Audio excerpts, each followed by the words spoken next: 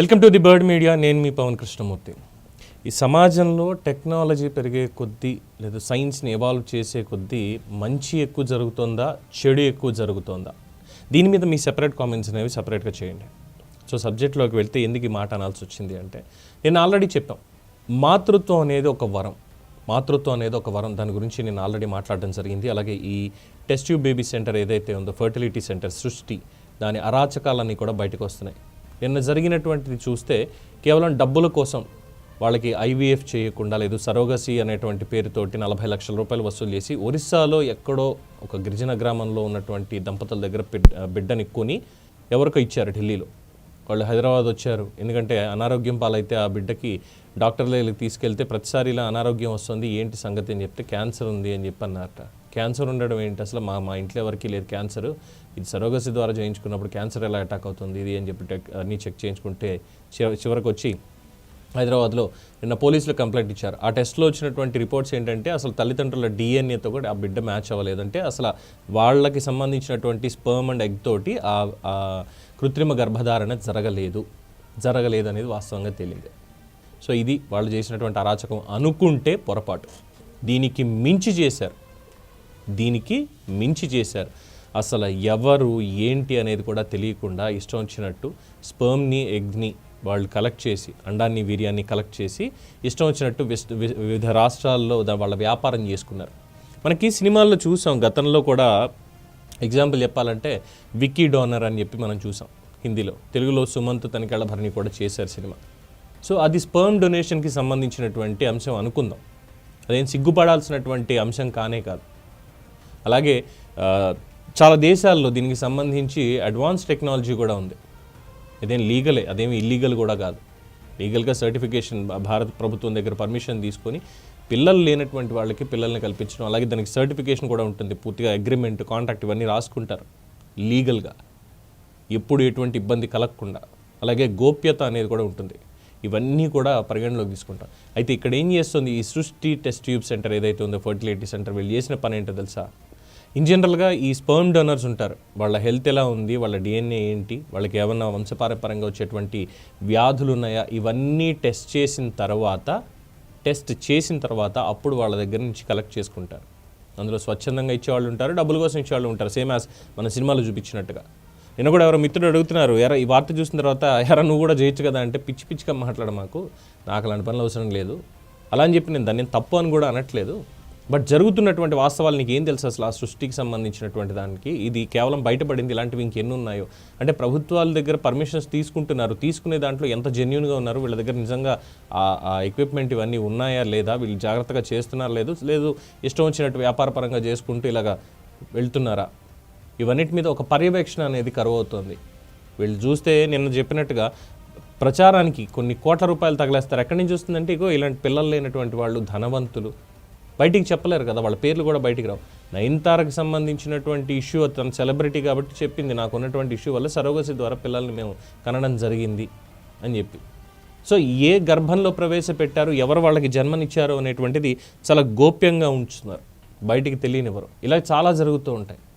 గిరిజన గ్రామాల్లో పేదరికాన్ని అడ్డం పెట్టుకొని కొంతమంది దగ్గర ఇలాగా సరోగసీ ద్వారా వీళ్ళు చేస్తారు. అందులో స్వచ్ఛందంగా వాళ్ళకి నచ్చితేనే చేయాలి అనేటువంటి కాన్సెప్ట్ కూడా ఉంటుంది. సో టెక్నికల్గా మోర్ లెస్ ఇంకా వెళ్తే చాలా డీటెయిల్స్ వస్తాయి ఇందులో. కానీ ఇక్కడ ఈ సృష్టి టెస్ట్ ట్యూబ్ వాళ్ళు చేసినటువంటి పని ఏంటో తెలుసా? చాలామంది తల్లిదండ్రులు, మాకు ఇలా ఇబ్బంది ఉంది, మాకు క్వాలిటీ స్పర్మ్ లేదు, క్వాలిటీ ఎగ్ కావాలి, ఇలాగా సరోగసీ ద్వారా మేము పిల్లల్ని కందాం అనుకుంటున్నాం అన్నటువంటి ఒక పాయింట్ వచ్చినప్పుడు లక్షలు ఖర్చు చేస్తారు వాళ్ళ వంశాన్ని నిలుపుకోవడానికి. మాకంటూ ఒక పిల్లాడు కావాలి అనుకోవడానికి పెద్ద కుటుంబాల్లోనూ, అనేక కుటుంబాల్లో కూడా వాళ్ళేమి ఎక్స్పెక్ట్ చేస్తారు, వీళ్ళంతా చాలా చక్కగా మంచిగా చేస్తున్నారు ఇబ్బంది లేకుండా అని వాళ్ళు అనుకుంటారు. కానీ వీళ్ళు చేసే దగుల్బాజీ పని ఏంటంటే, సికింద్రాబాద్ స్టేషన్ చుట్టుపక్కల ఉండేటువంటి బిచ్చగాళ్ళు, మన కుబేరా సినిమా చూసాంగా, కాన్సెప్ట్ ఒక రకంగా అలాంటిదే.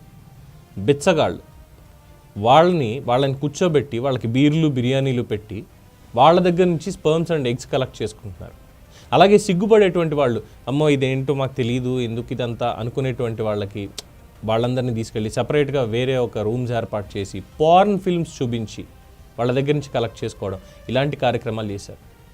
సపోజ్ వన్ ఎగ్జాంపుల్, ఒక కోటీశ్వరుడు ఇలాగా మాకు పిల్లలు లేరు, ఇలా కావాలి, సరోగసి ద్వారా మేము కందాం అనుకుంటున్నాం, లేదు ఐవీఎఫ్ ద్వారా ఎగ్ రిలీజ్ అవ్వట్లేదు, నాకు స్పర్మ్ కౌంట్ అంతా బాగానే ఉంది కానీ మాకు ఇలా అవ్వట్లేదు అంటే కంగారు పడకండి, ఐవీఎఫ్ ద్వారా ఇలా చేద్దాం అని చెప్పి వాళ్ళు చేశారు అనుకుందాం.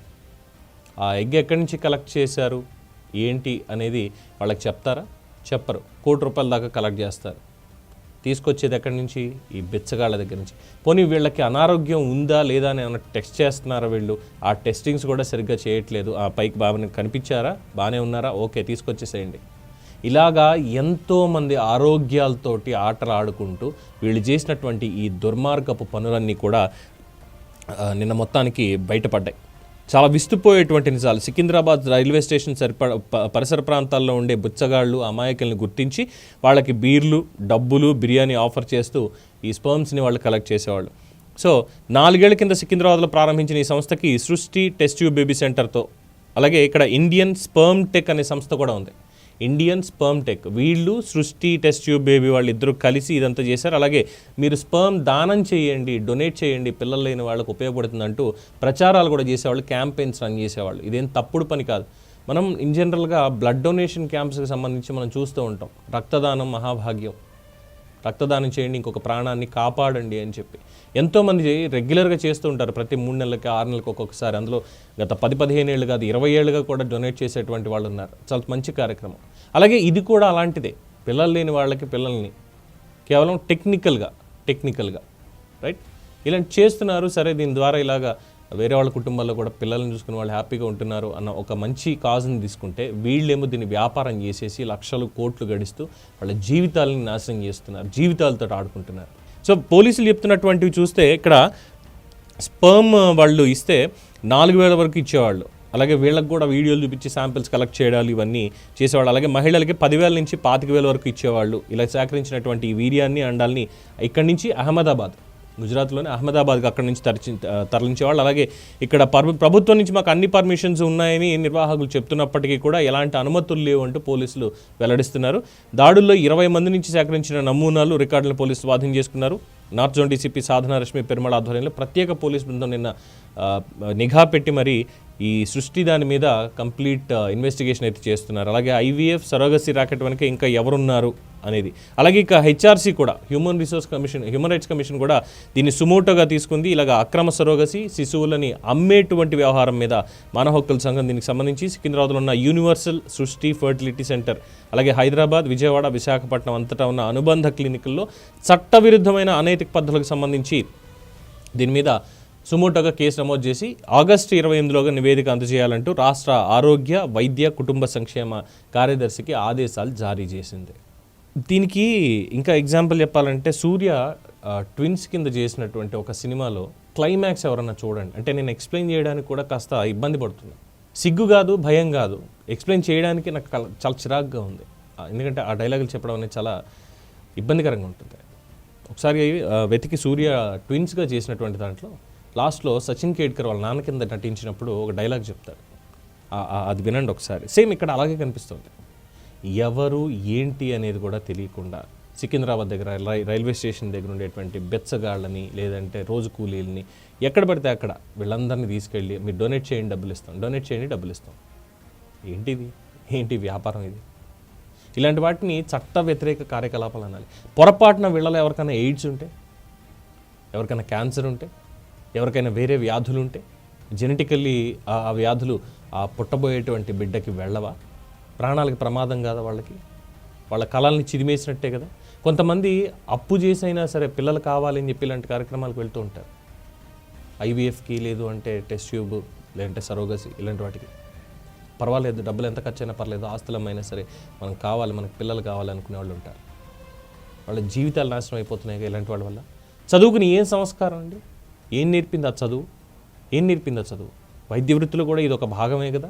సంతానోత్పత్తికి సంబంధించి ఫర్టిలిటీ సెంటర్లను పెడతారు. ఇప్పుడు ఇందులో చాలా గొప్పగా చేసేటువంటి వాళ్ళు, ఎంతోమందికి జీవితాన్ని ఇచ్చినటువంటి వాళ్ళు, వాళ్ళ జీవితాల్లోకి నవ్వులు పూయించినటువంటి వాళ్ళు ఎంతోమంది ఉన్నారు. ఇప్పుడు వాళ్ళందరినీ కూడా ఇలాంటి వాళ్ళ ఘాటన కట్టేసి అనుమానించాల్సి వస్తుందిగా. పేరెనిగిన ప్రముఖులు కూడా ఉన్నారు, డాక్టర్లు, దీంట్లో స్పెషలిస్టులు. వాళ్ళందరూ కూడా చేసేది ఇలాంటి బిజినెస్ ఏనా అన్నటువంటి అనుమానం వస్తుందిగా. మరి ఏం చెప్పాలి దీనికి? చూద్దాం ఇంకెన్ని బయటపడతాయో. ఇలాగా ఈ సృష్టి టెస్ట్ ట్యూబ్ సెంటర్ వీళ్ళకి ఎన్ని బ్రాంచీలు ఉన్నాయి, ఏపీ, విజయవాడ, వైజాగ్, తర్వాత కోల్కతా, ఒరిస్సా. వీళ్ళ దగ్గర దాదాపు 200 మంది దంపతులు రిజిస్ట్రేషన్ చేయించుకున్నారు ఐవీఎఫ్ అండ్ సరోగసీకి సంబంధించి, యాజ్ పర్ ద రికార్డ్స్. బయటికి పోలీసులకు దొరికినటువంటివి.